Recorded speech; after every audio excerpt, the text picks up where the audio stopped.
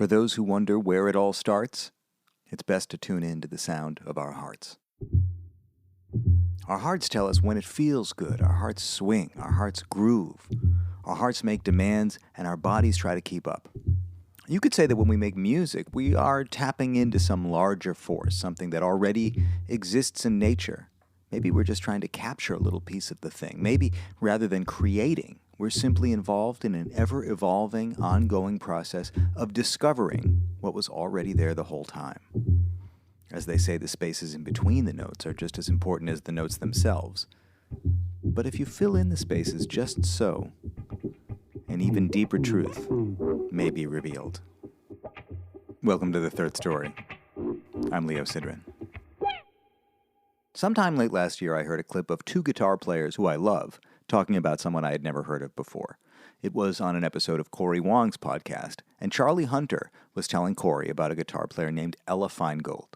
Incidentally, Charlie and Corey have both been featured on this podcast in the past. Like I was talking to my friend Rae Feingold, who I think is like one of the baddest, greasiest guitar players on the planet.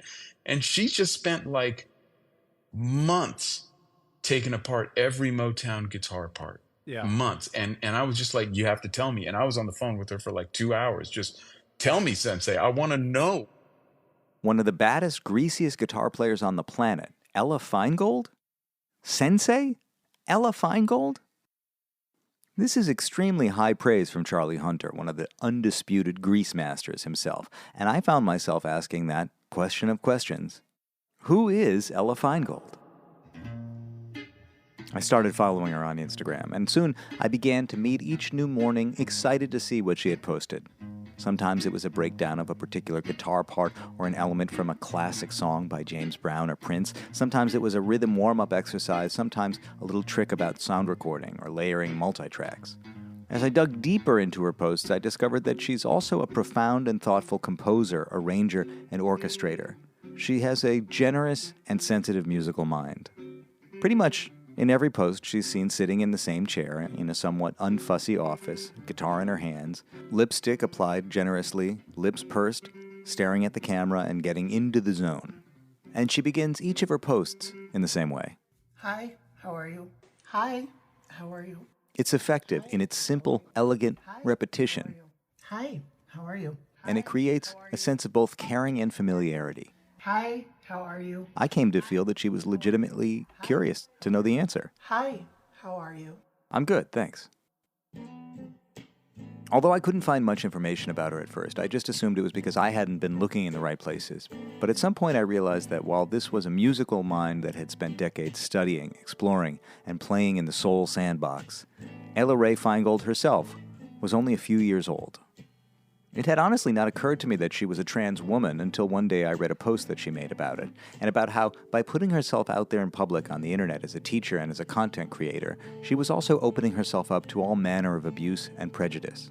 Yes, she could be helpful to people, but that came at a cost. Before she transitioned, just a few years ago, Feingold played and recorded with an astounding number of artists, including long stints with Bruno Mars, Erykah Badu, and Common, as well as The Roots, Jay-Z, Janet Jackson, Alicia Keys, Jill Scott, Queen Latifah, and many, many more. He was, because he was he at the time, a highly sought-after sideman and collaborator. But he was much less outgoing than Ella, less public-facing, maybe less generous of spirit. Music was, in Feingold's words today, a mask to hide behind. She described the process of becoming as less an act of creation and more one of excavation, because the heart already knew what felt good, and the body was just waiting to catch up. She likes to say that her name Ella, which begins with the letters E-L, picks up where her old name Michael left off. That name ends with the letters E-L. I don't think it's just the name. I think Ella herself picked up her new life where the old one left off, and talking to her today is kind of extraordinary. I am a fan of Rae Feingold. Yes, I love the way she plays. All of what you hear behind me is taken from her Instagram posts. And I hope that one day we have a chance to make music together. And yes, I'm a student of what she shows. She reaffirms what I've felt for a long time, that rhythm is life. But beyond all that, I'm simply a fan of Ella, the person. From the beginning, what's interested me is a person's life experience and the work they make out of it. This conversation is one of the best examples I can think of to demonstrate that idea.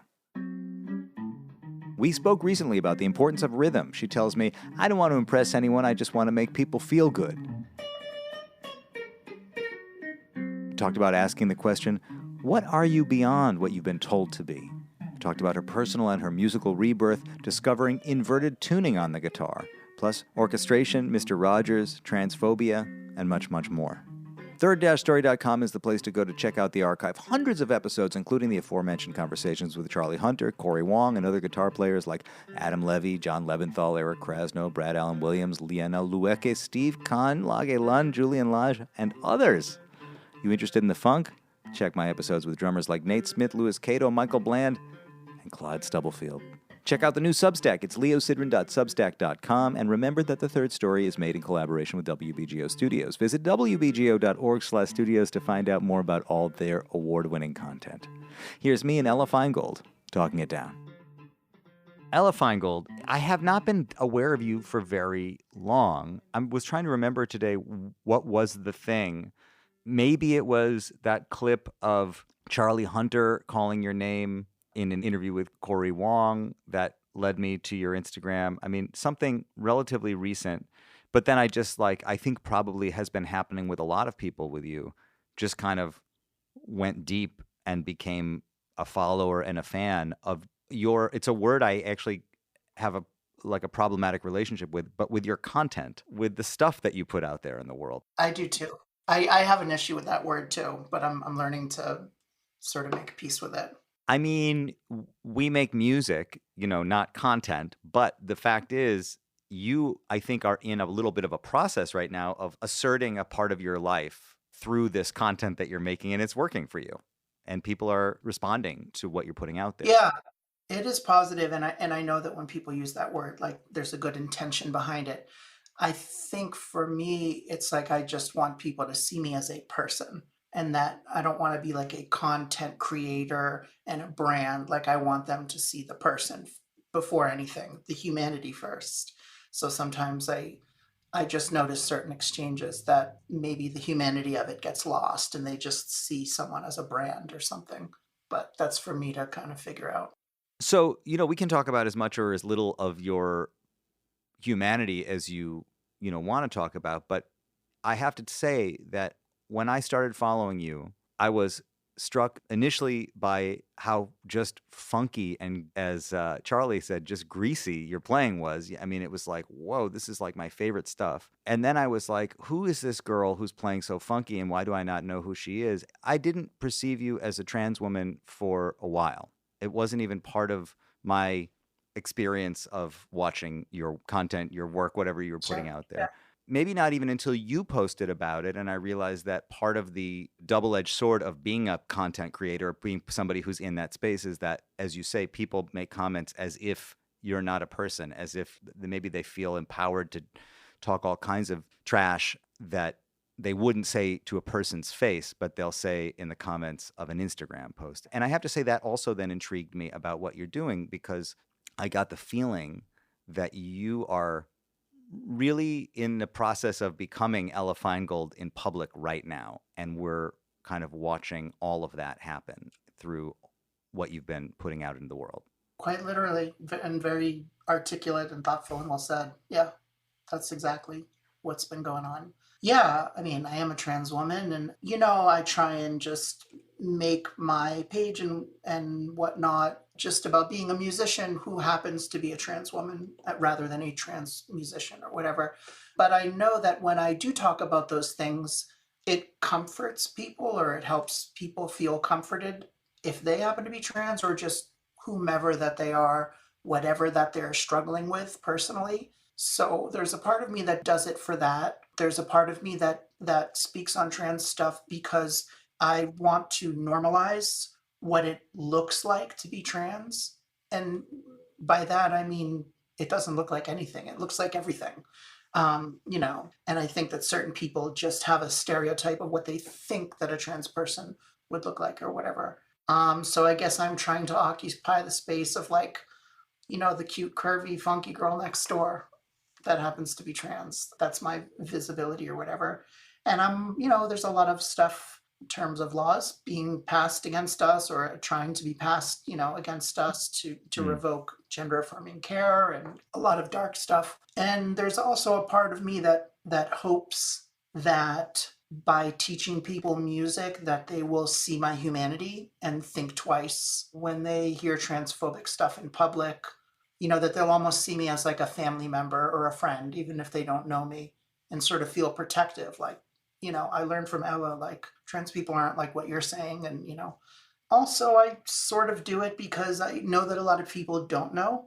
And I don't know how to phrase this nicely, but it allows people to leave my page when they find out if that's a problem for them. Because there are plenty of people that have a problem with just who I am. So when they don't know, they reveal themselves as having a problem and then they unfollow.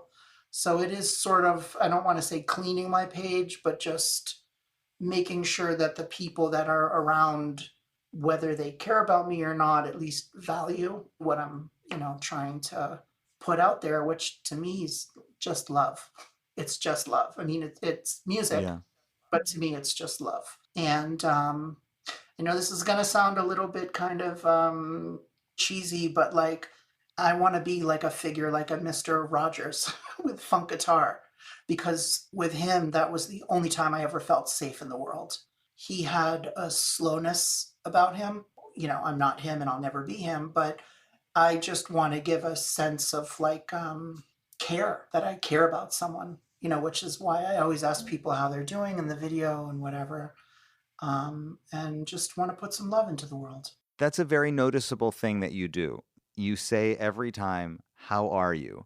And now that you mentioned this Mr. Rogers connection, the influence, I recognize that. I recognize the comfort of hearing that same question from a friend on the screen, because, of course, you can't hear the answer. I mean, I suppose you could see the answer in comments if people wanted to share how they were, but there's something very comforting about hearing that question being asked. And in fact, you said something else also about how you are teaching, and maybe by teaching you can normalize the other aspect of yourself, the sort of trans aspect of yourself, because people have learned from you and they rely on you and they feel comforted by you. I know you have a Patreon page and I don't subscribe to it, but you give a lot away for free. You really have shared a lot, not only with funk guitar, but then I went back and I found all this orchestration, deep diving orchestration stuff that it's like, wow, she gave a lot away for free. And maybe part of that, which thank you for doing, but maybe part of that is tied to that motivation that you have of drawing people in and getting them to be just comfortable and familiar with you as a person and as a teacher. Yeah, I mean, that's totally fair. I do have to say, to zoom out, like none of this was intentional. I never planned to teach music.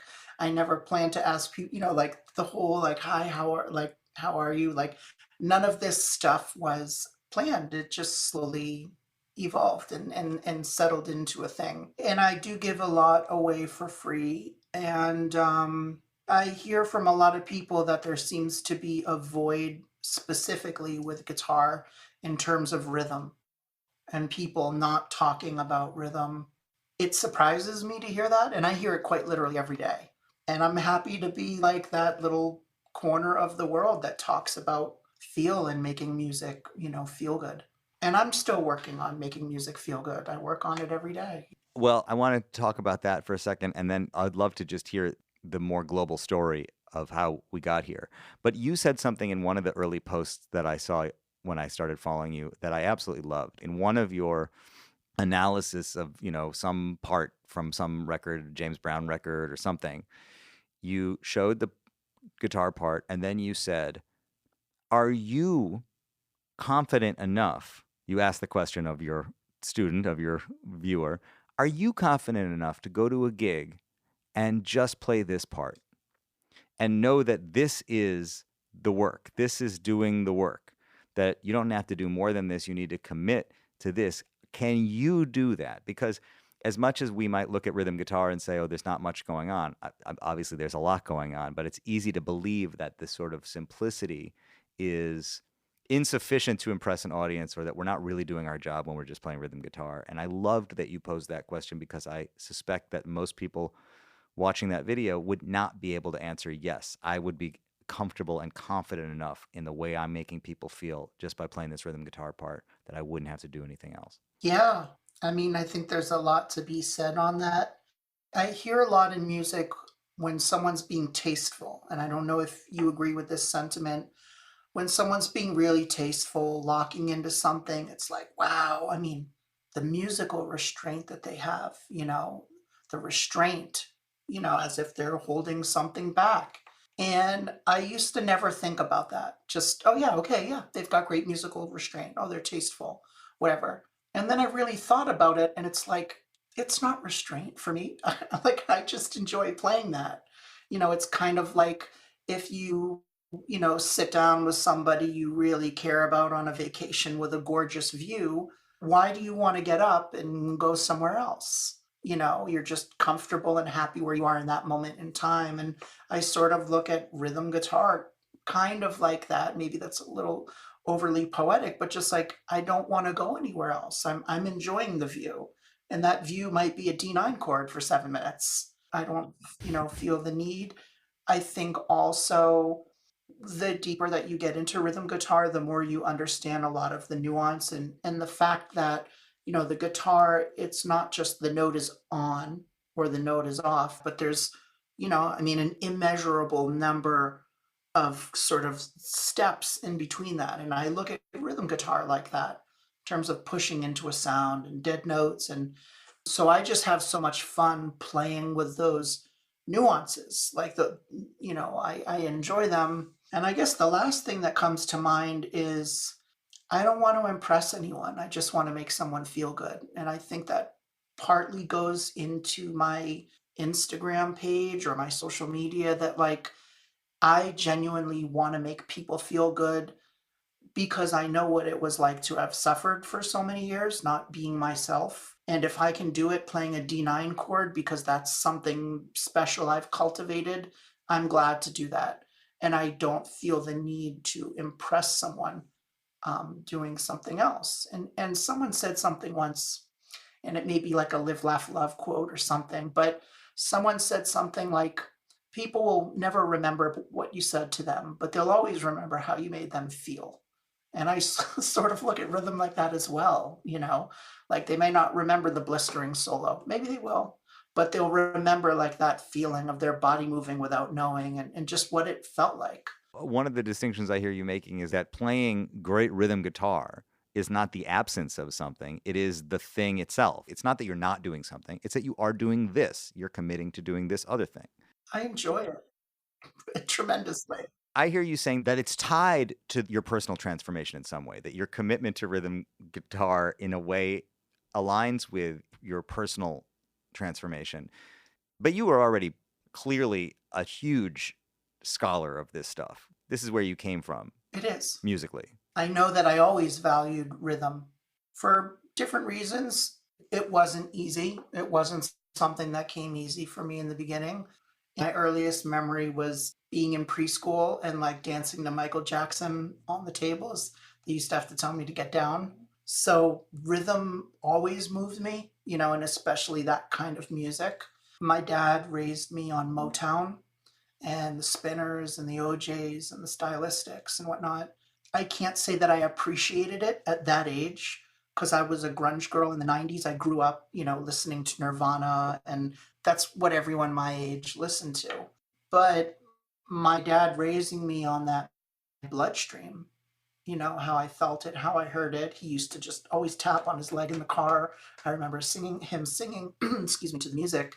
And it really did shape who I am as a musician and my appreciation because it sort of felt like a lullaby in a way that just, it was constantly there. And I don't think I really consciously gravitated towards rhythm and that kind of music until probably like, college. You grew up in Boston or outside of Outside Boston? of Boston, yeah. Swampscott. It's next to Salem, like with the witch trials. And what do your parents do? Were your parents musical in any way? Not at all. I'm the only person in my family that's done music. A lot of artists in the family, visual artists and whatnot, but not musicians. Yeah, my dad was a lawyer. He was an attorney and just loved great music, and my mom is an artist and interior decorator. They're both retired now. I attribute that to my father for sure. My mom certainly also nurtured my love of music, driving me to guitar lessons and stuff like that. But to be perfectly honest, which maybe kind of sways a little from the question, I got into music, period, later in life in terms of learning an instrument because I like needed a mask in life, like because of who I am and what I sort of had to go through or not go through in terms of not living authentically. I knew I needed like a mask, and music felt like a good mask to sort of hide behind because it seemed cool, and I enjoyed doing it, and it served me well.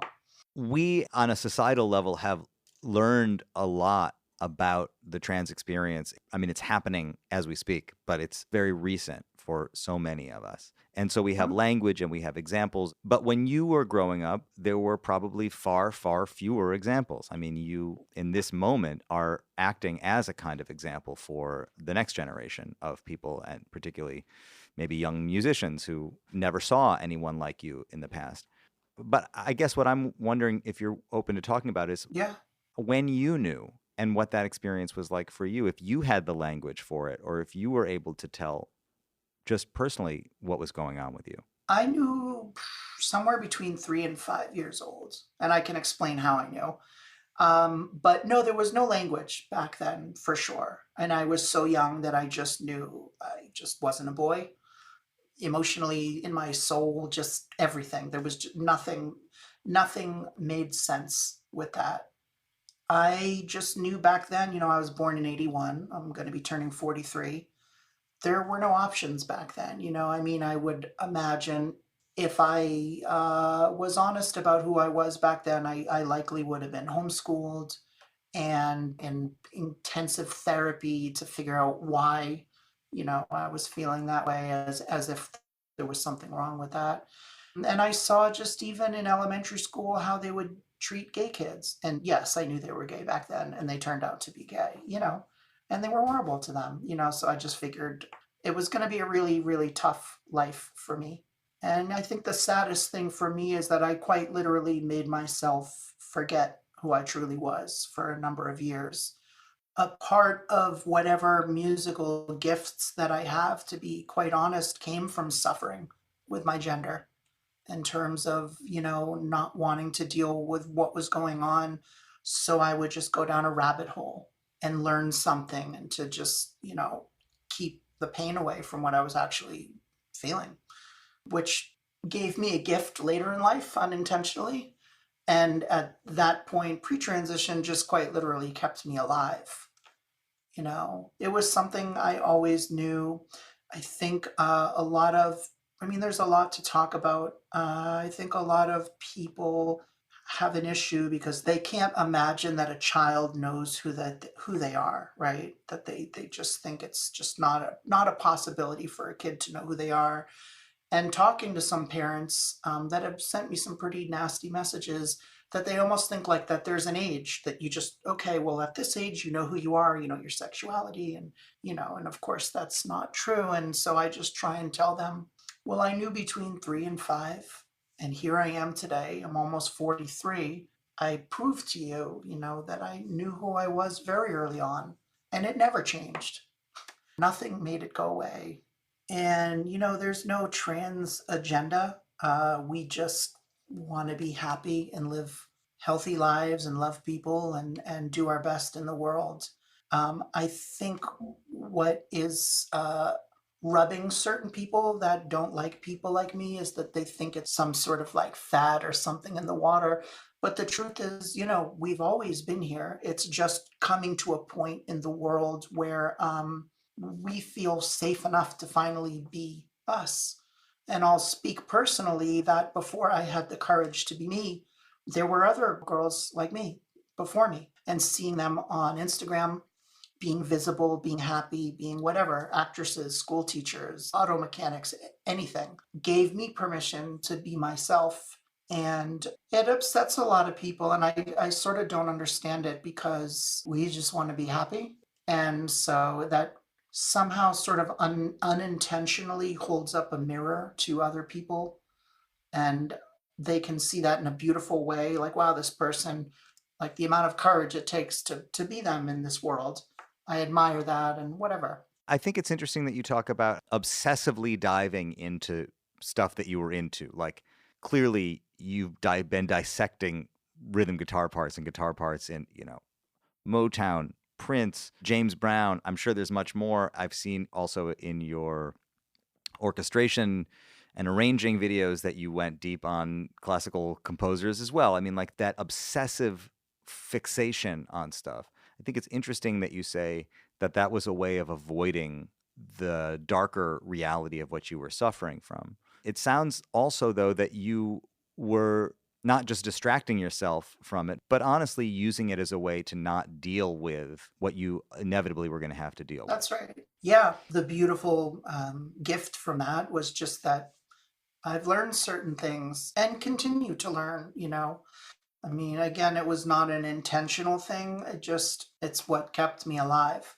because there were just a lot of times I just, didn't want to be around. And it got just suffocating and incredibly overwhelming. I guess what I would say to people that don't understand is like, to be a trans person in this world and deal with waking up and seeing trans people being murdered and seeing laws being passed. I mean, I feel unsafe a lot of times with men and a lot of these things. Like, who would choose to live that life if it weren't genuinely who they were? Who would make a choice to go, yeah, I'll take oppression, I'll take violence, I'll take going to a bar and having a guy flirt with me and not knowing if he's gonna hit me when I tell him I'm trans. Like, I'll take all of those things. No one chooses that unless that's just genuinely who you are. And it's just who I am. I don't know why a lot of people just have a hard time admitting that trans folks exist. You alluded to this earlier where some people say, oh, there must be something in the water. There's something. Why is this contagious? Why is this happening now? It's true that we're seeing so much more today that it leads some people to believe that it wasn't happening before. Not that it was happening in a closeted way or that it was happening behind the scenes, but they just think it just wasn't real, and then suddenly it became real. I think that's your generation, our generation, is living through that transition. Because like I have a 12-year-old daughter for whom it is much more normalized already. Just seeing one generation later, there's so much acceptance of people that when I was growing up, and I'm a little bit older than you, but we're the same generation, was not part of the equation at all. Yeah. Trans people, there's this sort of saying, I think to myself, like, who are you outside of who you've been told you're supposed to be? And a lot of trans folks, non-binary folks, whatever, kind of have shattered that. Like, I'm going to be me outside of whatever your expectation is of who you told me I'm supposed to be growing up. And I think that's why there's a lot of hatred towards trans folks. Because it's almost, this is a weird analogy, but it's almost like they see us coloring outside of the lines and it pisses them off, and that they're not happy in whatever life they're living. And when I came out over 3 years ago, and I didn't know what the response was going to be like. I didn't know if my career was just going to be completely shattered. I had no idea.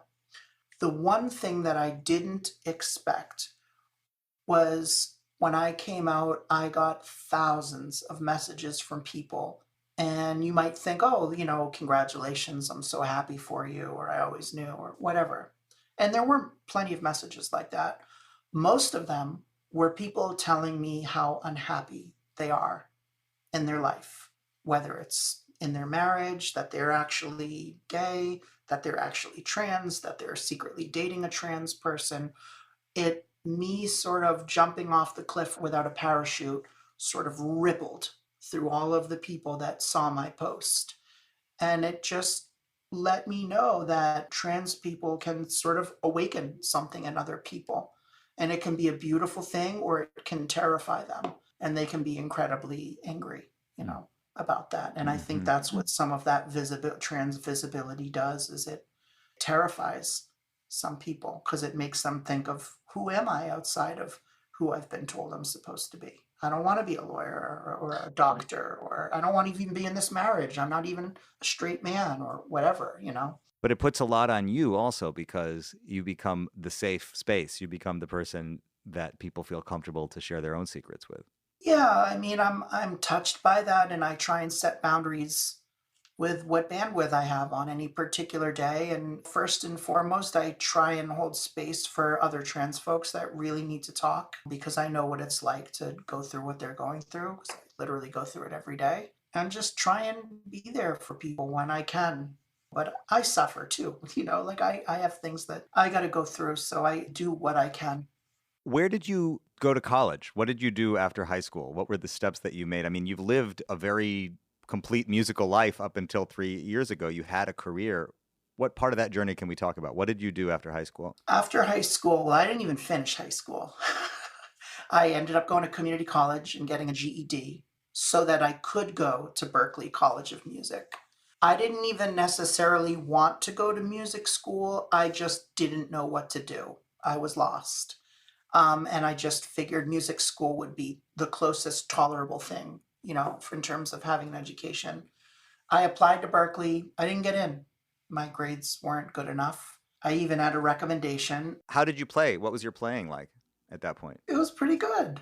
Yeah, I'd say a pretty competent guitar player for my age. But back then, I don't even know that I auditioned. I think it was literally, does your check clear and are your grades okay? And then your check cleared and your grades are okay. Now you audition and we place you. I'm almost certain that's what it was like back then. So I went there for 4 semesters in a row, which is technically 2 years.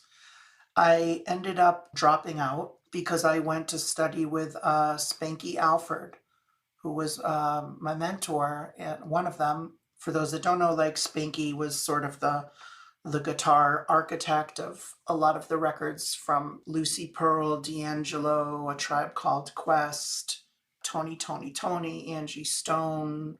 A lot of the people I work for don't like the term, but neo soul. Where was he? Was he in New York or? He was in Huntsville, Alabama. Ha! He was in Huntsville, Alabama. I had some records he played on back in the day. Remember A Mighty Clouds of Joy live and direct record. And his guitar playing just blew me away. I just never heard anything that infused like Curtis Mayfield and gospel triads and Joe Pass and Johnny Smith and just this whole gumbo. But it was funky, and we kept in touch for about a year. And he knew how much I admired him as a person and as a musician. And one day I was in the middle of finals and he said, "Hey, you want to come down to Huntsville and play some guitar with me?" And I literally dropped out. I told my parents, "I know you guys are going to think I'm crazy. This will be the most important thing I'll ever do in my life." And it was, in terms of setting me up for where I am now, because he was such a special and generous musician. And a lot of people have been mentored by him, over the years. I had an advantage that I was there for a week and we played guitar all day for like a week straight. We practiced together. He taught me. I taught him some things, believe it or not, which says a lot about him because I was like 21, 22. And he was like, show me something. He just wanted to learn. When I got back to Boston, I had dropped out of school, but I had a new approach, a new way of playing the instrument. After 1 week? Yeah, I'll tell you why. I was studying with a guy named Richie Hart at Berklee, who was very close with George Benson. They used to, shed into the Bronx in the 70s. Richie came from that West, Grant Green hard bop school. He was in Lonnie Smith's trio. Richie taught me a lot about that music and the records to listen to, and taught me how to make my way through that music in a very blue collar, simplified kind of way. So when I met Spanky, I understood, oh, that comes from Johnny Smith. Oh, that's from Kenny Burrell. Oh, that's from the Joe Pass. I could understand Spanky's influences, and I could understand how he was tying them together. And if it wasn't for studying with Richie at the time, I think all of it just would have been like this brand new language. So I sort of feel like Richie allowed me to be street fluent, but not like formal fluent. And when I met Spanky, I got it. A light bulb went off. In the formal institution of Berkeley, you got your street education, and in the street institution of Spanky, you got your formal Yeah. education. And to be honest, I'd say I got most of my education at Berkeley from the other students. And, my friend Matteo Laborio, son of, the famous Abe Sr., who's played on every record ever, and Abe Jr., who plays drums with Paul, that family. Matteo hipped me to Rufus and the D'Angelo Voodoo record. And he's like, yeah, and you hear the time. And I mean, I owe a lot to him. I mean, he hipped me to like Klaus Ogerman and the string arranging, just a lot of the music that I value. Jay Dilla, a lot of it came from Matteo. And just a lot of students, going to school and just people sharing what they were into and what they were excited. I feel like that was truly my musical education in terms of just the ingredients of what I valued in music. And then when I got back, I started to play at Wally's in Boston, which is like a famous jazz and jazz funk play. It's like church, And Spanky said, you got to join an all black Pentecostal church. And I joined and I played for free for a year and just got my ears and my feel together and joined a wedding band to learn repertoire and songs. Let's talk about the church a little bit, because I'm very curious about that. What did you notice or learn by playing in the church that you hadn't experienced before that? Intuition, I guess. Not overthinking things and just using your ear and just responding to what you're hearing. Because a lot of that music had a lot of passing chords and added colors and all that stuff. And I would hear the organist, just to someone else, it might be like, oh, it's C major 9 with a sharp 11 and it's coming from the Lydian. And he might just be like, I don't know, I'm just playing this in my this kind of C shape and I'm doing B minor over here.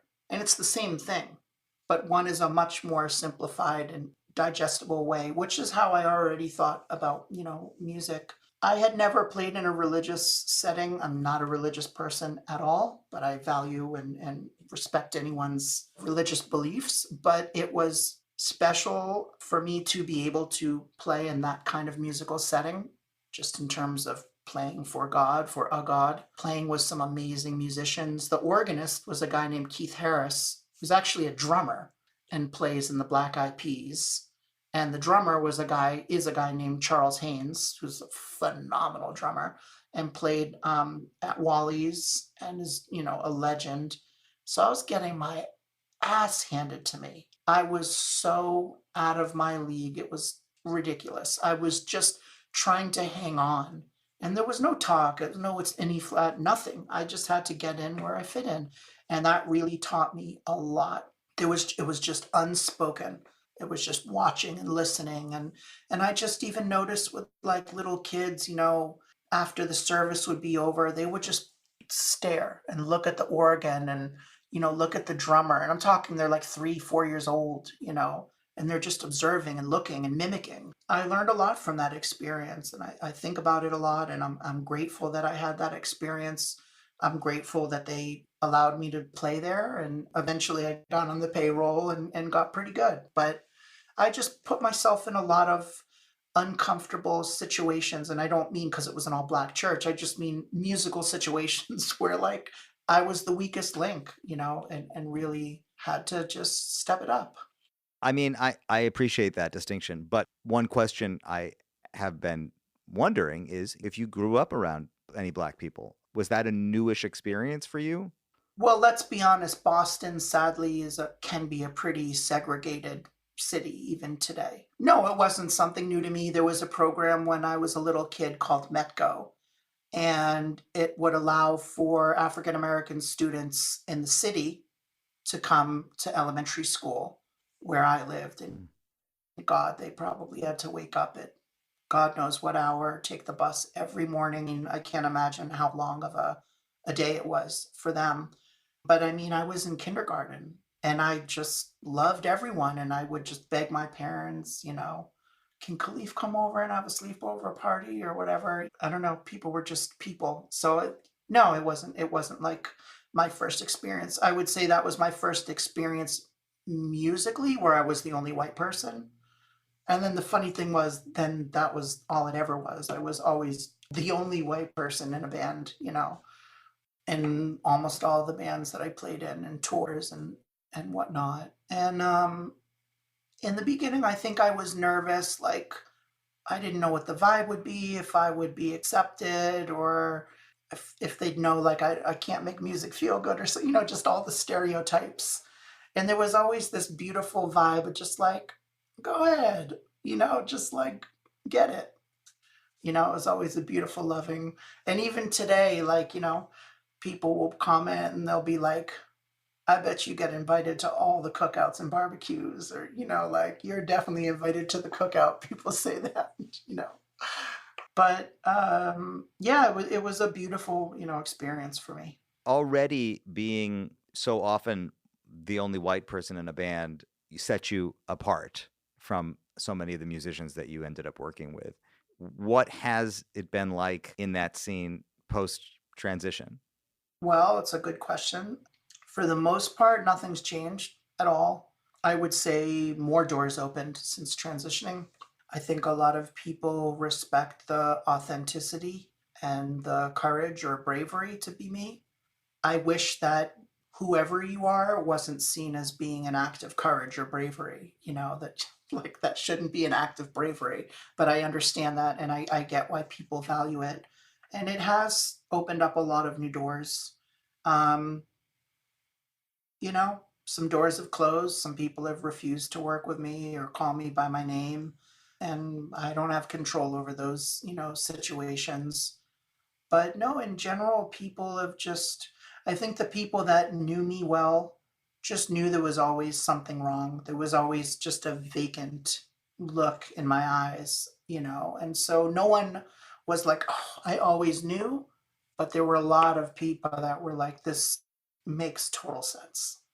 Like I didn't know, but I get it, and so it's beautiful to re-meet these people as who I really am and cultivate just even better relationships with people. And one of the musicians in Erica's band, I mean, they're all amazing. Erica called me personally and was tearing up on FaceTime when I came out, and telling me how proud of me she is. And the whole band, was really cool. And there's one guy I keep in touch with a lot, and my mom named me Ella Rae, and so he always calls me like, cousin Ella Rae. And You say your mom named you Ella Rae. So yeah, when you were looking for the new name, you went to your mother, or you asked your mother to name you?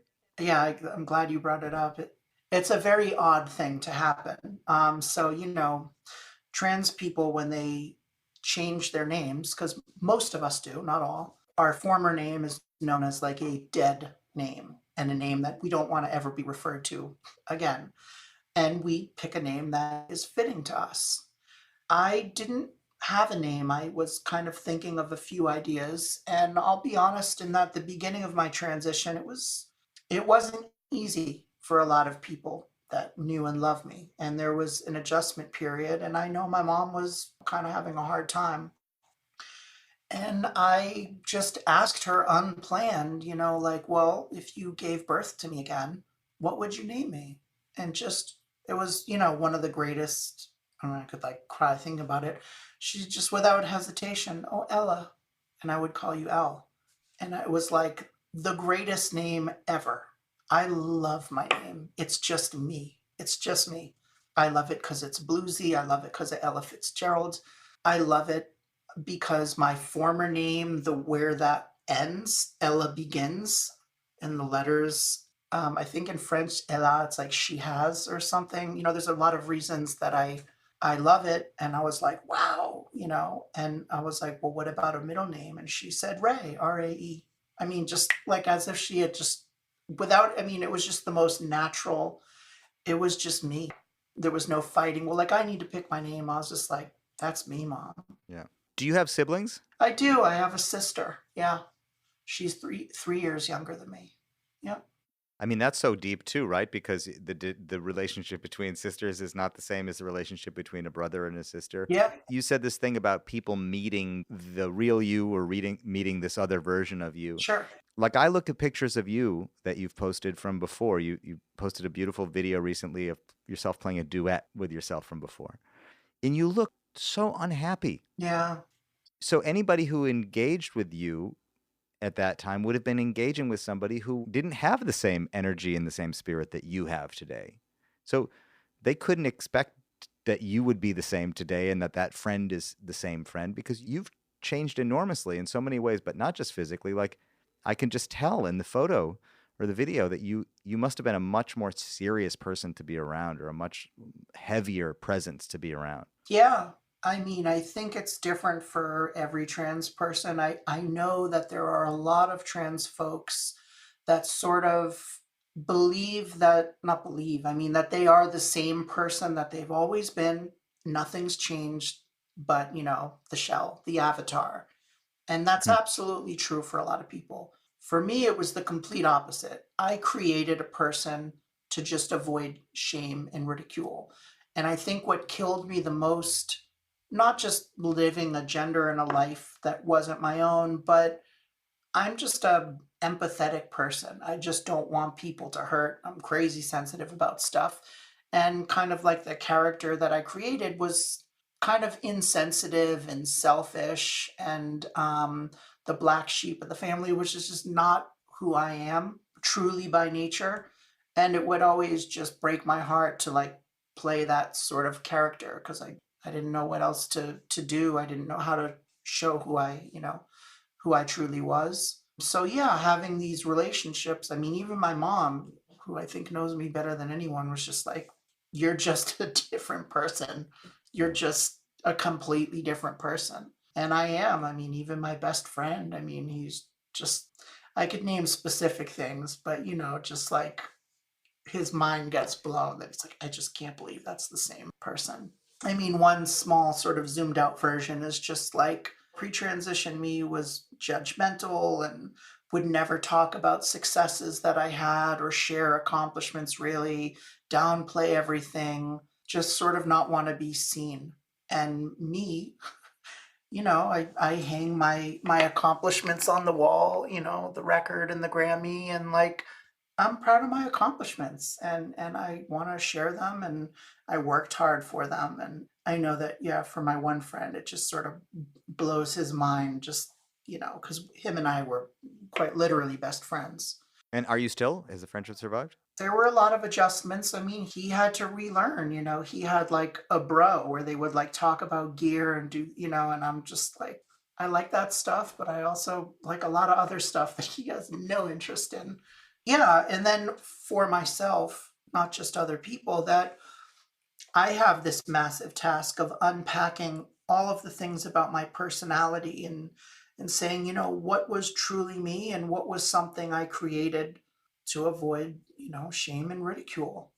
And certain things they get discarded easily. That wasn't me. And and things just sort of um emerge, and other things it's hard. I mean, it was 40 years. I mean, it was a life, in it like a life. Totally. I think it's very interesting and telling that the language that you're using about your former self is that was a creation, and that this is the authentic you. But at the same time, in your 40s, you have to figure out all the logistics, which we don't even have to get into, but or we can, whatever, Yeah. of who this is, how you everything from like cosmetic questions and like physical presentation and what's my look. You don't have 40 years of experience of what your look is. You have to either discover or create, or a combination of create and discover what that new person is. I feel like pre-transition was, it was just a character that I created. Who I actually am, I just feel like whatever it is that I look like today or however I present myself, it's almost like an excavation, like an archaeological, like it was always there. I'm just excavating it, out of the sand or out of the ice or whatever. I just know it because I just gravitate towards things. But sadly, no, I wasn't raised female. So there's a lot of things I have to, how do I put my hair in a top knot, or wait, I'm not supposed to sleep with my hair down, and like, oh, no wonder my hair's all ratty and greasy. I wasn't raised that way. And so it is hard. I am quite literally transitioning and going through second puberty in my 40s in front of the entire world. And there's a cuteness to that. And I also think that sometimes being trans is a beautiful thing that doesn't always necessarily get the grace to grow and blossom. And I think I'm doing amazing for 3 years in. But yeah, it's a lot.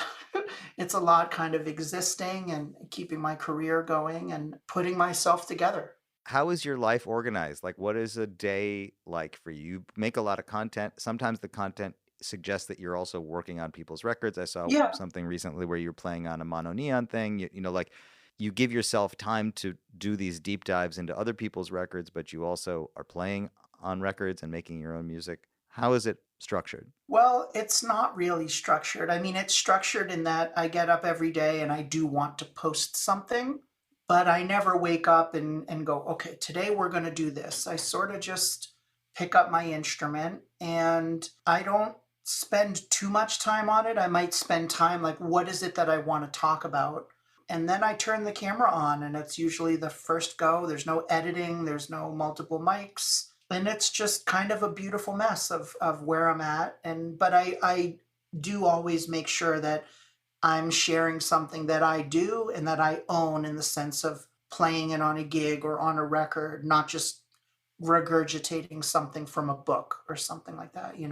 And then I go about my day, or if I am working on something like, with mono neon, or I'm working on something literally now for Bootsy, which a lot of these things I wish I could share, but I can't share the stuff until it comes out, and then even then I'd ask people like Bootsy or Bruno or whatever for their permission to share these things.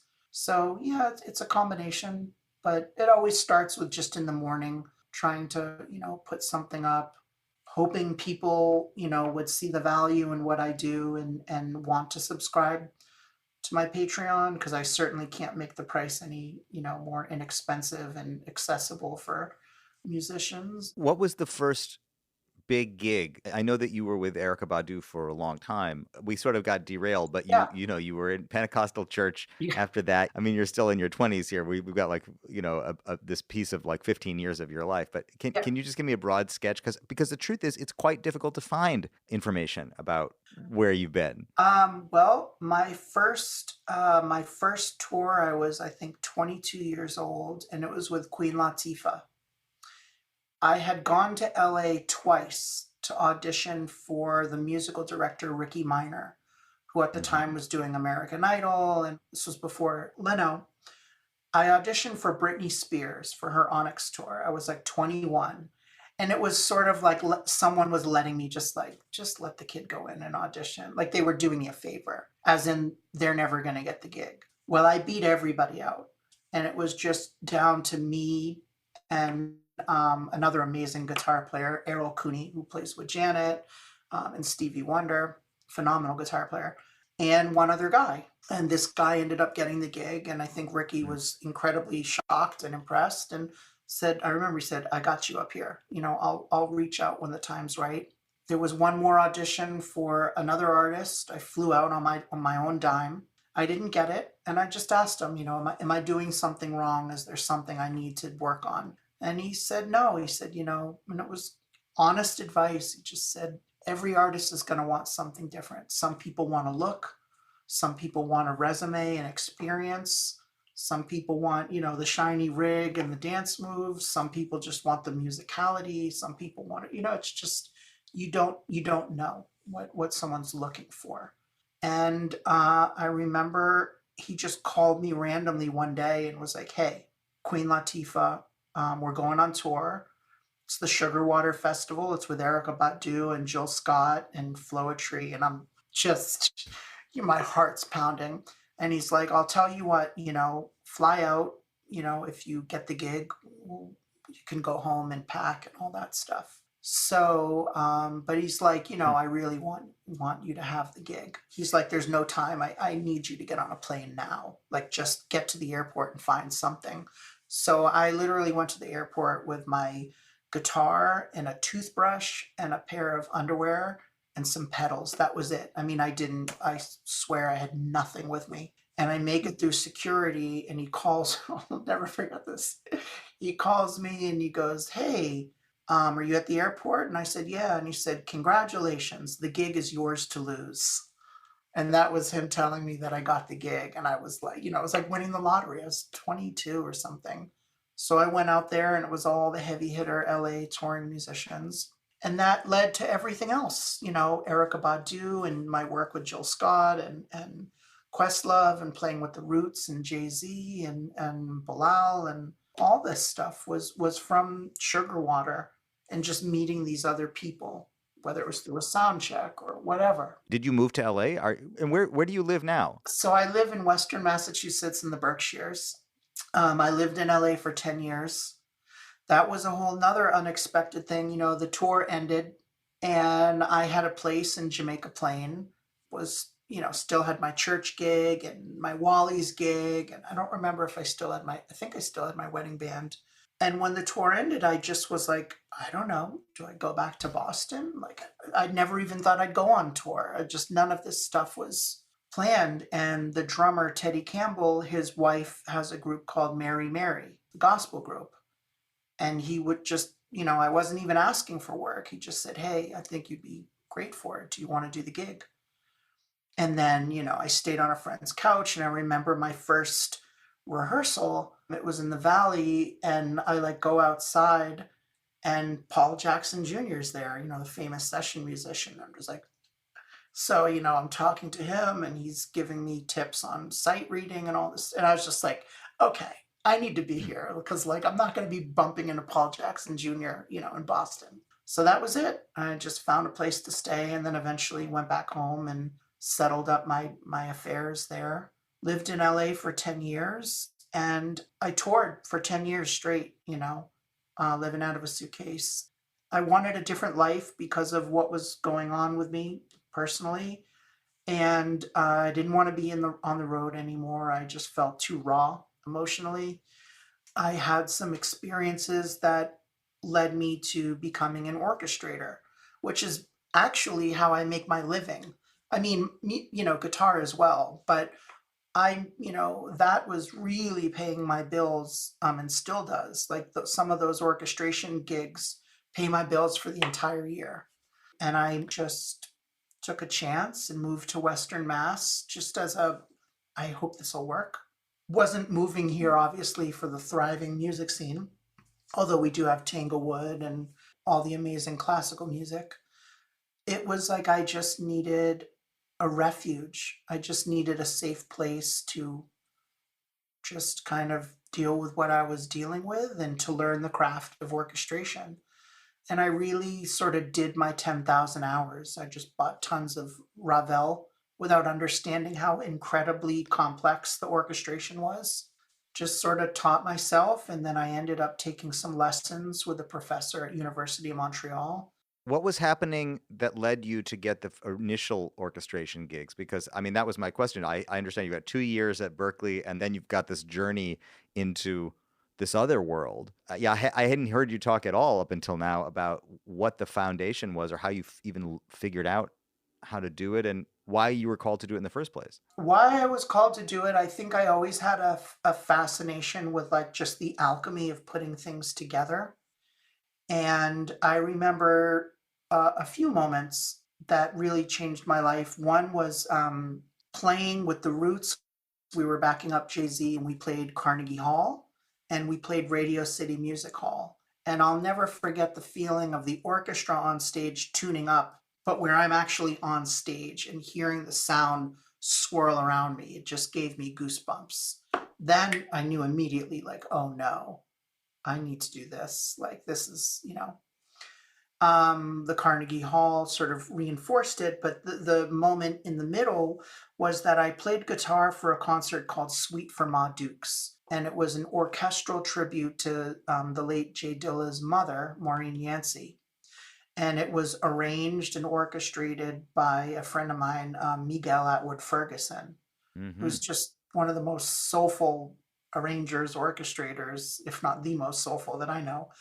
And I was just enamored by his arrangements, his orchestrations, but it was like it gave me permission kind of thing, because I was like, wait a minute, this guy's young. Like, I thought you had to be like 70 to do this. That's how naive I was. And him and I had a lot of conversations after the concert, and just me kind of telling him, this is what I want to do and how do I get started. And he gave me a couple of lessons. And I was still on the road with Badu in Europe. And I would just buy these little pocket scores in France or wherever I was. And I would read them on the bus, having absolutely no idea what I'm looking at. I couldn't even read music well back then, let alone, bass clarinet in A, or, some Strauss score with, horns in E flat or whatever. But I would memorize what the sound was and in relation to what I was looking at, almost like a picture book, like an illustration. Like, oh, when I hear like, ooh, like it looks like this. It's like a little hamburger with slashes. So I started to just sort of memorize without really knowing what was happening. Then I just started to kind of teach myself. And then eventually I found a teacher by the name of Alan Belkin that taught at the University of Montreal. His teacher was taught by Nadia Boulanger, who taught Stravinsky, and Stravinsky was friends with Stravinsky, taught Quincy Jones, and just Philip Glass, and every amazing composer. And so I learned that style of orchestration, French orchestration, very, pure colors and whatnot. And I would just say I obsessively just stared at the scores and only looked at Ravel because the music spoke to me like James Brown does. And I just wanted to go right to the thing that spoke to me. If you ever look at a Ravel score, I don't know if you have or not, but there are all these, it's as if it's a tiny canvas with lots of little brush marks everywhere, as opposed to a massive canvas with broad strokes. I had so much fun not only listening, but looking at all these tiny little brush strokes and going, why is that there? Why did he, and sort of having this mindset of like, I don't trust that anything is just there on a page. Like, there's a reason that little brush stroke is there, and I need to find out why. So I got really good at understanding Ravel's style to the point where, I orchestrated a lot of his piano music that he didn't orchestrate, and started to write a book. John Wilson, who has a Symphonia London, I believe, I think that's the name of his group, he wants to perform some of my orchestrations. Truly, like, orchestration is a massive passion. A lot of people don't know that. I don't talk about it a lot just because it doesn't reach a lot of people and it alienates a lot of people. And I know the people that I have orchestration students, and I love to talk about it to anyone who's interested. But a lot of people just, are interested in guitar. I can see where they overlap. I watched a couple of your orchestration videos today, and there was one thing where I learned where you had taken, I think it was a Stravinsky thing, but it might have been Ravel, where it was 3 bassoon parts, and they're playing essentially the same thing. Stravinsky, yeah. But the articulations are different. Yeah. I have done some orchestrating as well, and it had never occurred to me to break up the articulations in a section like that before. And I was like, God, this is so deep. But it's actually not that dissimilar from taking the 2 rhythm guitar parts in a James Brown piece, or Prince even more so. The sound that we hear, we think it's one sound, but it's actually divided into these pieces. I think you're actually kind of telling the same story. These are the same principles. Yeah. When something stops and starts, with propulsion, like, it has its own energy by, there's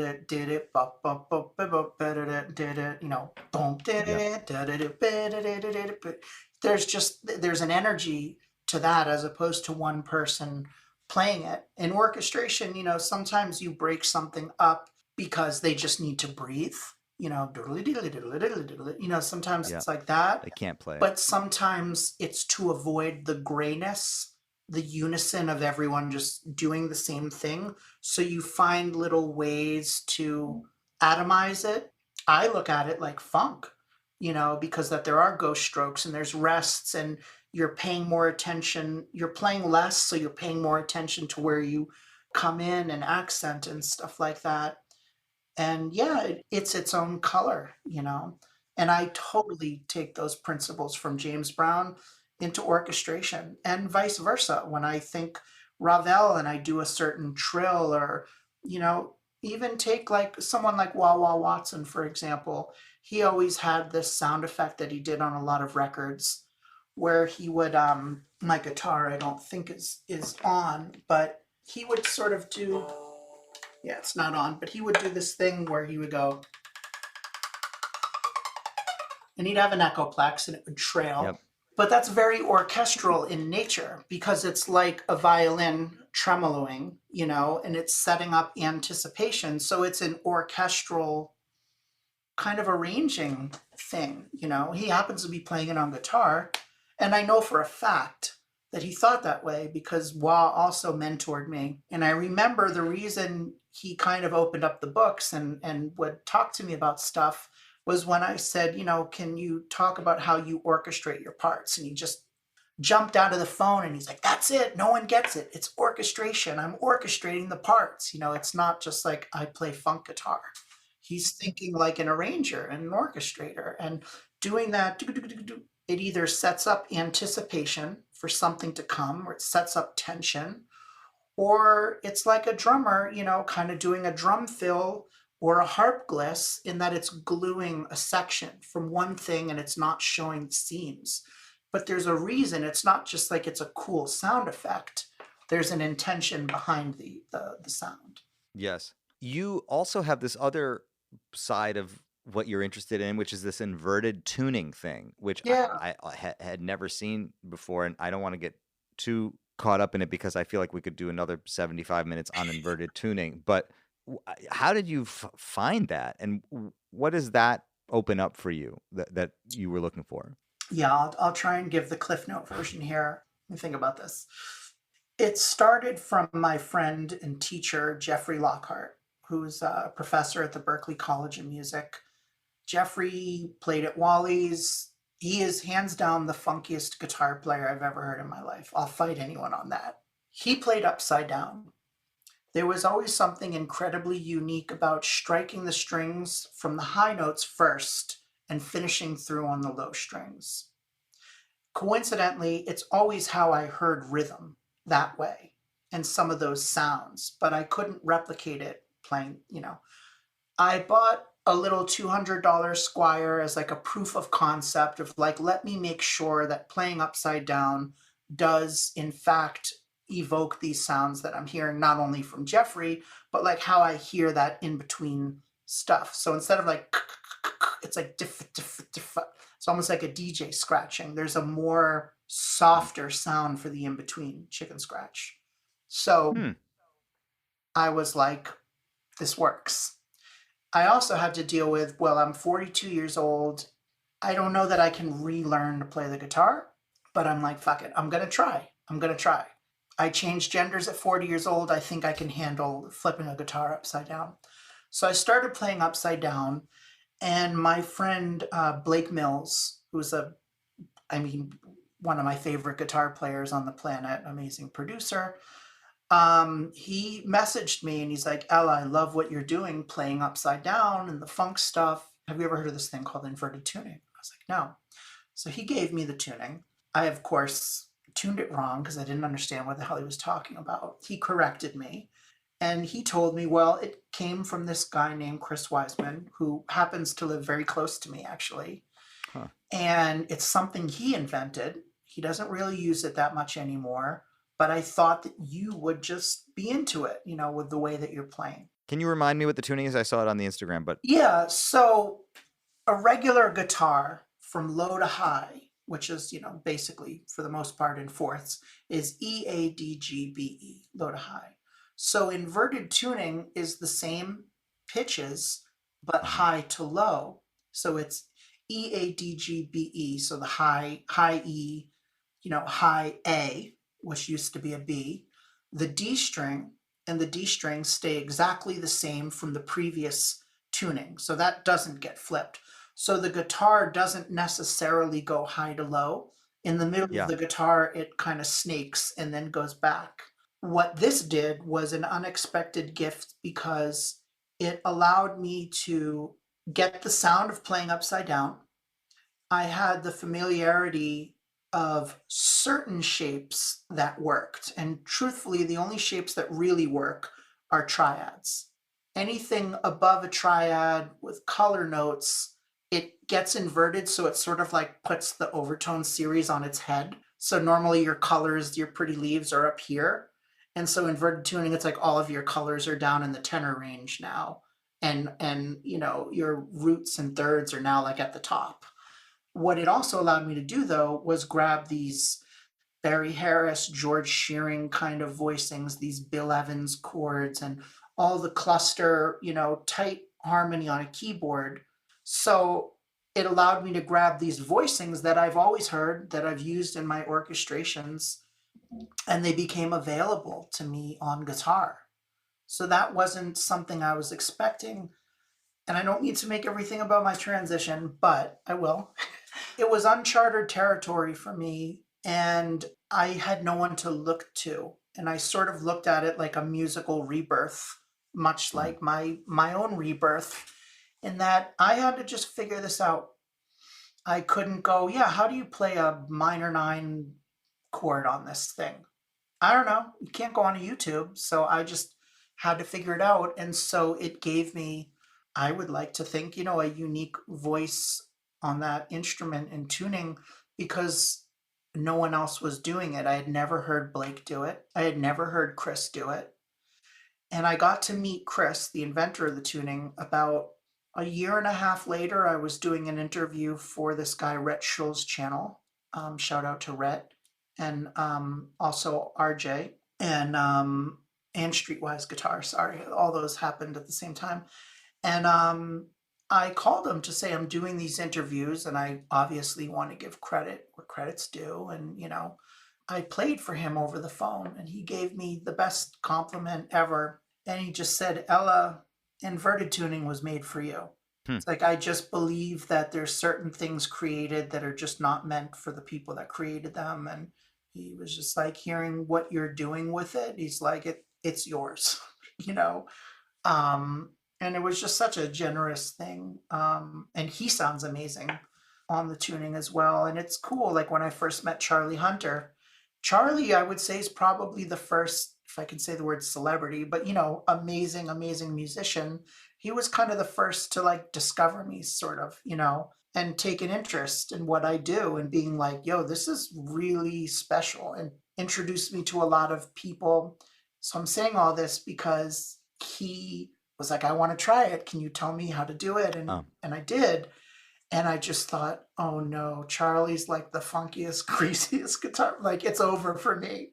Like, it's done, you know?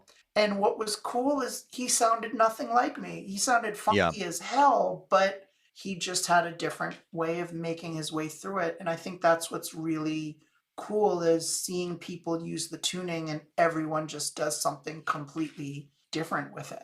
I'm not surprised that that would be your concern about Charlie, but Yeah, on the other anything hand, he touches feels good, you know. Well, right. And there have also been, I mean, this kind of in some ways supports your idea. I have seen other people try to deal with his instrument and not sound anything like him. Everybody sounds like themselves in weird situations, you know, although I still think he probably is the funkiest person to play his instrument. But I don't know if you've tried to play it, and if you have I've any never experience, tried it. I've always wanted to try. I don't know how well I'd make on it, just because I have a long thumbnail, you know. But I tell Charlie this a lot. What's cool is that when he does it, even though quite literally it's like, wow, one person's playing that, you know, and that there is a separation of parts and sort of counterpoint, it sounds like one piece of conceived music, and it feels like one piece of music. When I hear other people try and do what he's doing, and I don't mean literally everyone, but a lot of people, it feels a little more like this and like a party trick. And just when Charlie does it, it just sounds like music. It doesn't, I don't feel like he's juggling things, and it's like he's not impressing me, he's moving me. As a matter of fact, watching him play 6-string guitar more recently, like COVID and post-COVID, has been interesting, because for the longest time I was feeling that he had become so accustomed to doing both that he kind of needed to do both in order to make stuff groove like that. It wasn't that it was a party trick doing two things at once. It was that they actually were so supportive of one another that if you took either piece of it away, the kind of groove would fall on its head a little bit. So hearing him play just guitar lately has been fun to Yeah. to realize that's not necessarily the case. No, and I mean, him and I are working on an EP together, so we're sending music back and forth. And he sent me a couple of things, and it's cool because I've never been able to isolate, like, oh, I can separate the bass, you know. They are both equally as funky, isolated on their own, but when Yeah. you put them together, it's hard to articulate because it's not monophonic. I mean, it is like two different things, but it does really feel like one thing, you Yeah. know, pushing forward. And he's not only, I mean, I've always looked up to him. I've listened to his records in school. He's probably the first musician that I can remember that I was like, I really need to pay attention to feel and really focus. And this was important just by those records, you know, the pound for pound record and the duo record with Leon Parker. I saw them Oh play. yeah. Charlie doesn't remember this, and of course he wouldn't.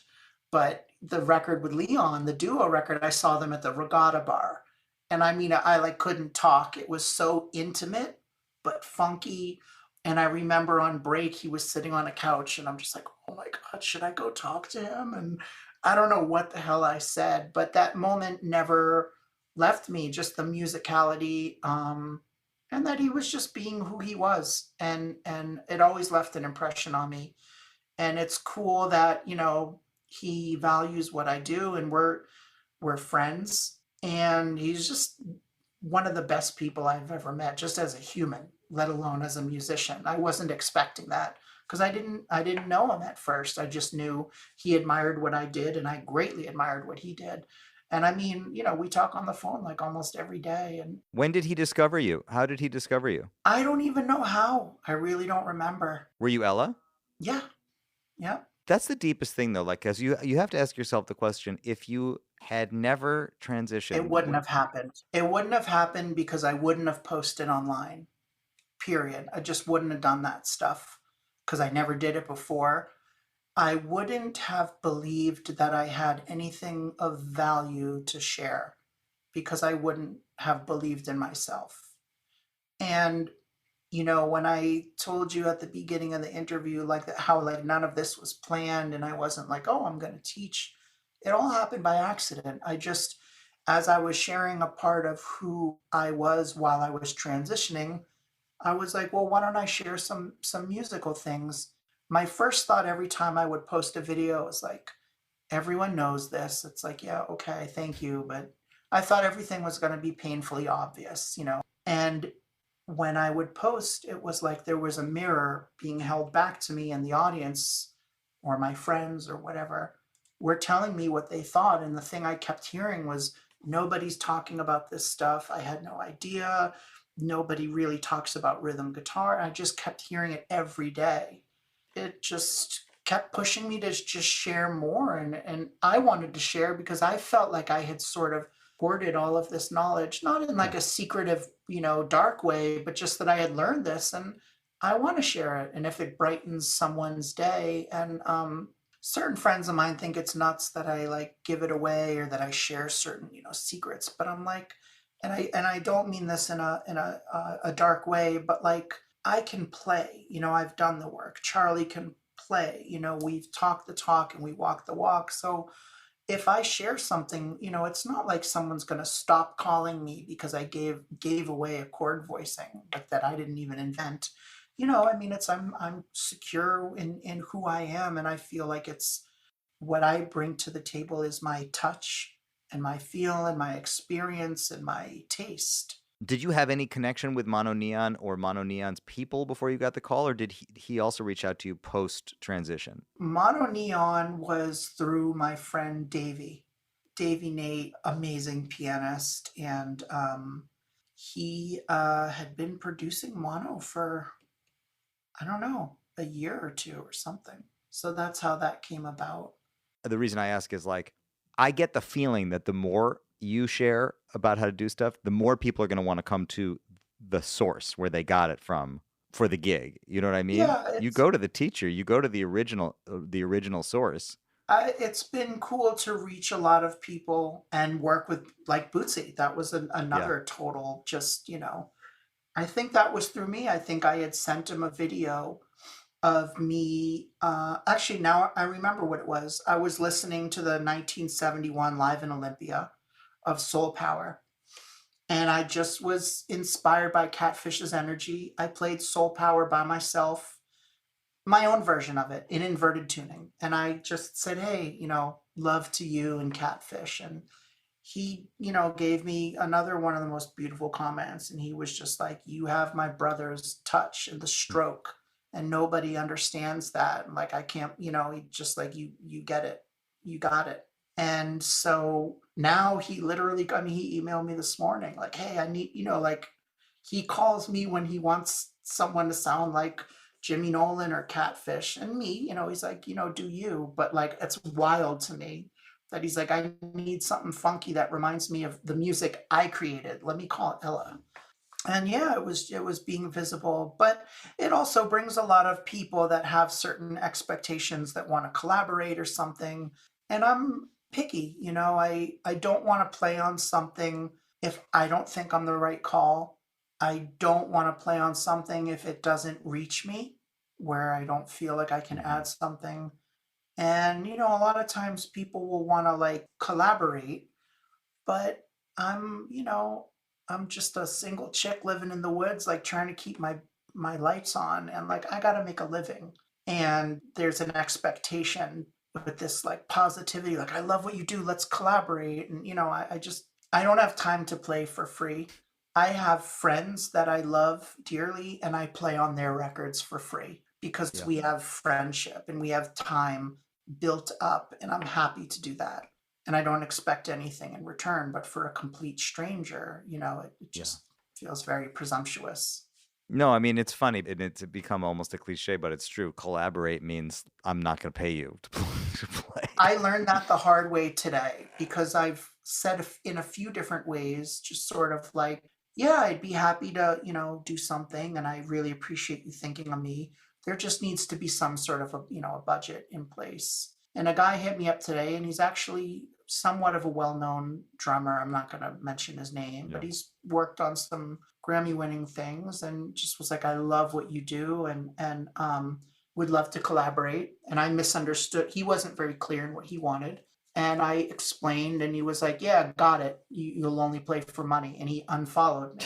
But how is that? That's insane. I got it. You'll only play for money. As in, you're a professional musician? Yeah, I think he wanted me to be like impressed by his credits. And like, I've got some pretty cool credits too. I don't throw those things around for more money. Like, my prices are pretty, my friends are always like, that's all you charge for a guitar lesson or whatever. So I just said, hey, I don't have the bandwidth to collaborate and do music for free because I'm already doing it for people where I have a deep relationship and trust. And so happy to work with you. They're just us. And he unfollowed me and like threw me out like a piece of garbage. And like, I met this guy in the morning, and it just, I couldn't believe that another musician wouldn't have the mindfulness to go, yeah, I get it. She's got to keep her lights on. Like, she doesn't know me from Adam. And I'm just expecting her to just play on a bunch of stuff for free. This is actually like one of the questions I was thinking about earlier was, it's not really a fair comparison because you weren't the same you didn't have the same personality before, but like, if there is a difference being a woman or a trans woman or, not a man, when you interact with people, like if there's a different dynamic that you feel, particularly from men, that suddenly it's different now. Oh, God, yeah. It's so unbelievably different. There's a lot of like, good for you, keep it up, good job, There's a lot of like mansplaining and, like literally explaining back to me what I just taught. I don't know how to say anything without a guy. I could just picture one of your listeners going, not all men, not all men. Yeah. No, not all men, but a lot of men have an issue with women doing something better than them. And that's not my fault. I work really hard at it. And so I just noticed that there's a lot of patronizing kind of comments and a lot of mansplaining comments and just the patriarchy is alive. That's for damn sure. Did you, in the constructed male version of yourself, find yourself behaving that way? Absolutely. Yeah. Yep. just again to avoid shame and ridicule and avoid any kind of like, oh, they're really sensitive and and it's ridiculous to gender sensitivity or kindness or empathy. I just didn't know who to be because I knew I couldn't be myself. So yeah, there were absolutely chauvinistic and just things that just weren't me that that were said that I feel horrified about. But it was just thought it was cool. I'd be one of the guys, and unfortunately, I have the unique perspective of knowing what it's like to live in both genders. I should write a book because I know what it's like. I know the locker room talk. So, I'll just say in a very overviewed kind of way that when men approach me intimately, it gets very frustrating because it's like, you don't think that I know all of your Jedi mind tricks. I know all of them. I know everything that you're doing right now. I wish I didn't, but I do. I felt pretty disappointed by a lot of men because I had to pretend to be one. And Yes. I know how a lot of men live and how a lot of men think. And I'm glad to lose all of that privilege because it was never mine to begin with. But to be treated that way, it hits differently. I think a lot of women, and again, I know not all men, but the ones, I think, with most women, they're just used to it. They're used to the looks or feeling uncomfortable or whatever. They're just used to it. Doesn't mean they accept it and they like it or tolerate it, but they've grown up with it. I didn't. So for me, it's more like, did you see what he just, I mean, I'm in utter shock that that's how women are treated. It just hits me differently because I didn't have 40 years of going, yeah, yeah, we know. So it just hits so much harder. And I think that's why there's a lot of trans misogyny and a lot of hatred towards trans women, just because men sort of think, how could you do that? How could you give up that power? How could you? It's like, Mm. I'm not a guy, bro. It's easy. Take your, privilege. Yeah, I mean, I hear you saying also that there's a real level of fear and not knowing what's going to happen. And I know women live with that. But your fear, I'm saying, is different because it's, first of all, it's newer. As an adult, you're absorbing all of this, not knowing what's going to happen. How is somebody going to deal with me? And how am I going to have to deal with that? And I hear that. I hear that on top of all of the professional fear and all of the whatever other fear you might deal with, are my friends going to accept me? Name the endless list of possible concerns, that there's just physical fear that you have to contend with. Yeah, I mean, I would say, like, in terms of dating specifically, like websites and stuff, Mm-hmm. most women are sexualized, and a lot of men are just looking for a particular thing. And if that's what they're looking for, that's fair, and especially it's fair if they're upfront in what they're looking for.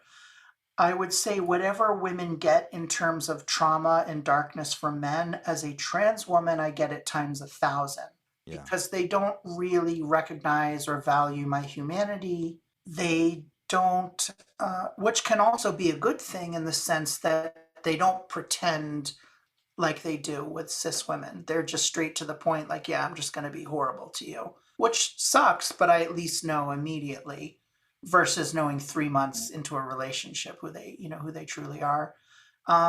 It's really hard. I disclose that I'm trans always. I have friends, trans girlfriends that have different opinions on that matter. Hmm. A lot of them don't want to disclose in the beginning because they want to be treated how every woman is treated and how we deserve to be treated. And when they feel safe, they want the man to have just a genuine connection. And when they're ready to share, they do. And sometimes it's not an issue.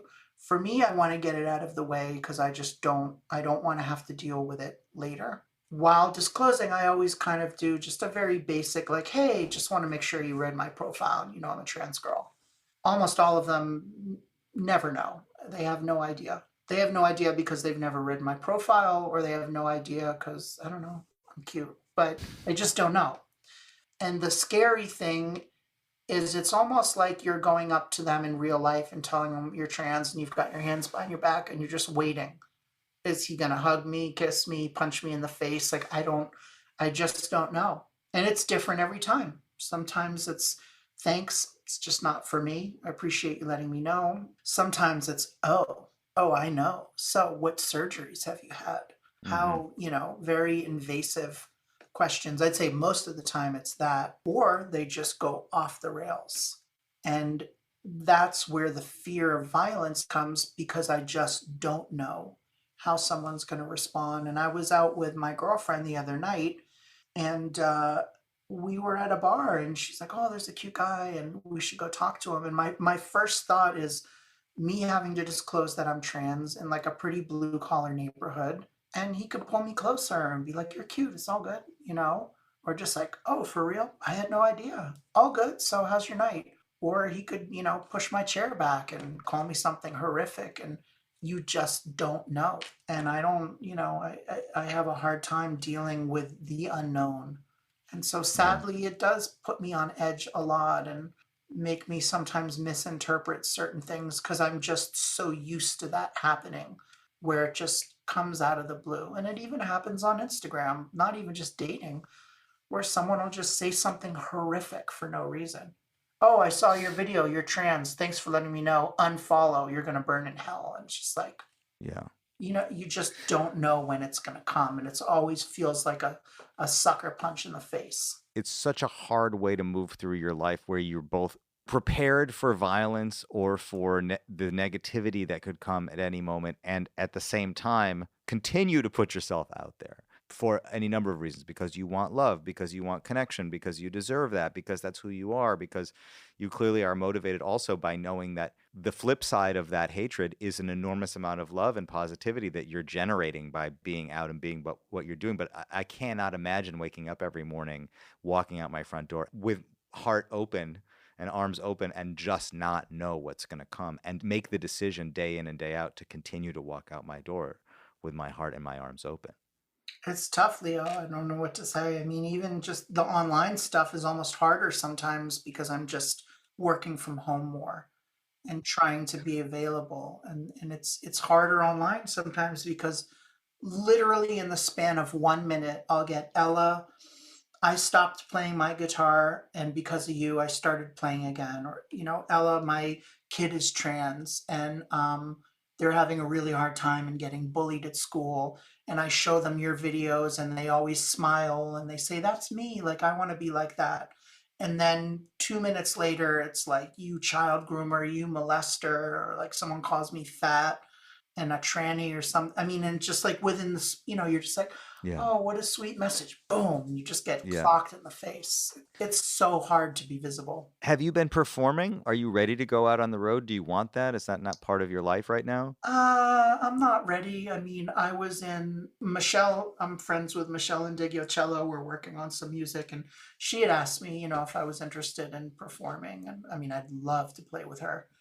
I don't know if I'm ready. I joined Badu this summer in Nashville. She did an arena tour, and I was working with the orchestra in Nashville, and I sat in for that show.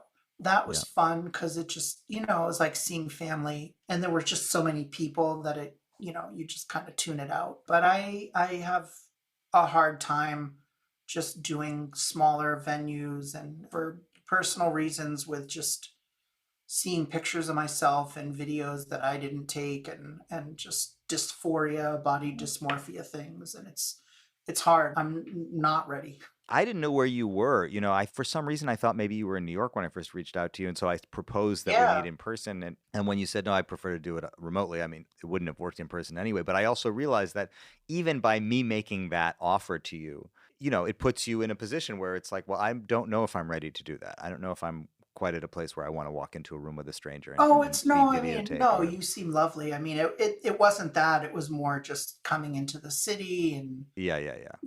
but I can say that doing these types of things, these interviews where there's comment sections, is always concerning for me. And I've watched your work, and you've interviewed amazing musicians. I can't imagine the comments will be horrific, but I've done certain channels, and I mean, the comments, the things people have said to me, have like literally made me weep. Just horrible. I mean, imagine we've been talking here, and I'm smiling and sharing my life, Yeah. and that someone watches all that and then still just says horrific Yeah. things, as if like nothing mattered. So it makes me hard to want to be visible in certain places where people don't know me. Like I said at the beginning, we are all experiencing, those who care to follow it, you're becoming who you are. Of course, we're all becoming who we are at every moment, but you've been open about sharing where you are and your process and your transition and all this amazing stuff about people who've discovered you, opportunities that have come. That Charlie Hunter thing comes to mind. It's like such a beautiful example of Yeah, he's what the would have best. never happened. Yeah. Do you have any sense, though, moving forward, of like, are you even able to envision what a successful version of this part of your life will look like? What does success look like to you right now? And what do you hope for in the near or not so near future? Honestly, Leo, I ask myself that question all the time. I think people might be disappointed by the answer. My dreams and my goals are what I'm doing now. It's my dream to be able to reach people and comfort them Mm-hmm. and spread love, whether I have a gajillion followers or one, truly, I'm not saying that, it's a virtue signal or whatever they call it. Mm-hmm. Like, I love that because I just know what it feels like to not feel good and to know that I could reach someone and brighten their day. And I know it from the comments I get. I love that. That just feels like success. And, the Grammy and the plaque and all the tours, and it's amazing. I don't take it for granted. It means so much to me. I hope all those things continue to happen. But those comments of like somebody feeling better about their lives because of me being me is the greatest feeling ever. So I just want to continue that. And I'm just a simple country girl. I want to get married, have a Yeah. cute, boyfriend, hang with my cat, teach. I know it doesn't sound very like goal oriented.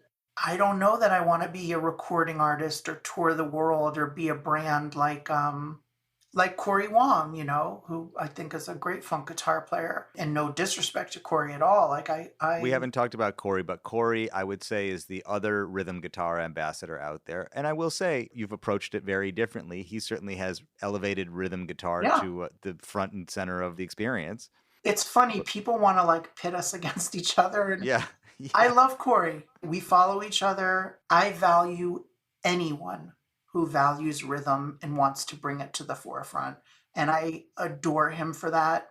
Do we play differently? Yeah, cool. Everyone plays differently. People just will in my comments or in DMs, like, what do you really think? I'm like, I like Yeah. him. I think he's awesome. It's like they're just wanting some kind of like, Yeah. I'm not down for that at all. I think he's Yeah, great, of course. and I just love that he's using his platform to talk about rhythm when he could be shredding or doing something like that.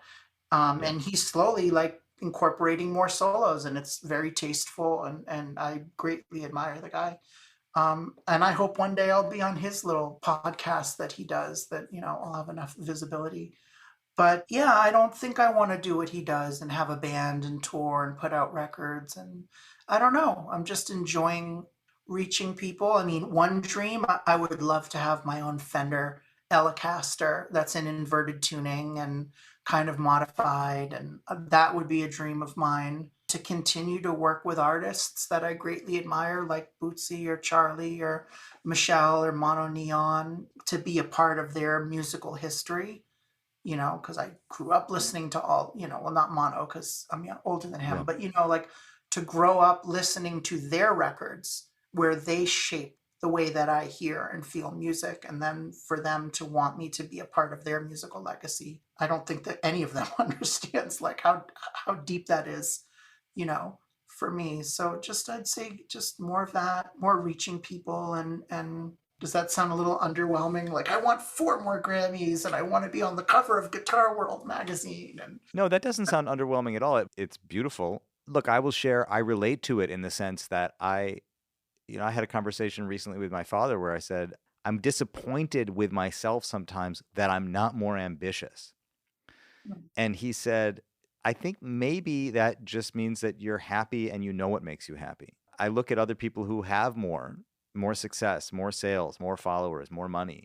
I would like more financial stability. I would like more listeners, but I don't want to change what I do. I just want it to reach more people. I want it to continue to grow. So I actually relate very deeply to what you're describing. yeah, I mean, I think we're in the same boat with that. And I can tell you that I've been featured in certain spaces where that might be something someone really, oh man, this guy's got 1 million followers and he's having me on his thing and whatever. And anytime an opportunities like that has happened, it's blown up in my face. And the reason is because those aren't I don't want to say followers, but those aren't the Yeah. people that value me.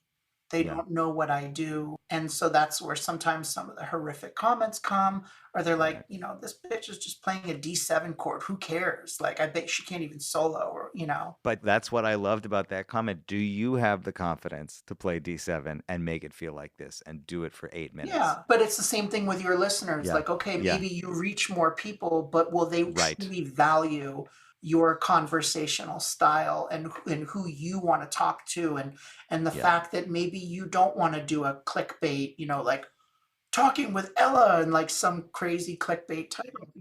Totally. I mean, of course, I see the people that do what I do and reach more people. And sometimes I watch it and engage with it. And I think it's interesting, but that's not who you are. Yeah, exactly. It's about finding your authentic version of you. And honestly, Ella, I always say that this project is really about exploring the space between people's lived experience and the work that they make out of it. And this conversation to me is sort of like the ultimate version of that, because you've been so open about explaining and describing how they interact with each other. It's not like your musical life and your personal life are separate. They've been so intertwined. So I'm just so inspired by the story and glad that you agreed to talk to me. I'm such a fan of just this whole thing. No, this exchange was beautiful. Really, I've never really been asked these questions in this kind of format where it mixes music and, my identity. And this interview will definitely continue to mean a lot. And I feel like I articulated a lot of things, and that like this is the true essence of who I am and how I think about things. And I'm just excited that like it's documented, because usually it's a little more compartmentalized where it's trans only or Yes. music only. And the thing that I've been realizing with someone like Bootsy or Michelle Indegliocello or Charlie is like, these are wonderful people. There is so much beauty and humanity, and that's why their music is the way it is because of who they are as people, and I think that gets lost on a lot of people. So being able to open up that side of things for people when you admire someone's craft and their music, but getting to understand the humanity behind it, I think is really important, so thank you for thinking of me. Been looking forward to doing this for a while. Well, I can't wait for people to hear it. Me too. There she was, my friends, Ella Feingold, the sensei of soul guitar. I'll be back again in your headspace with another deep dive before you know it. Until then, I'll talk to you soon. This has been a WBGO Studios production. To learn more about WBGO Studios' award-winning podcasts, special concerts, live streams, and more, visit wbgo.org/studios.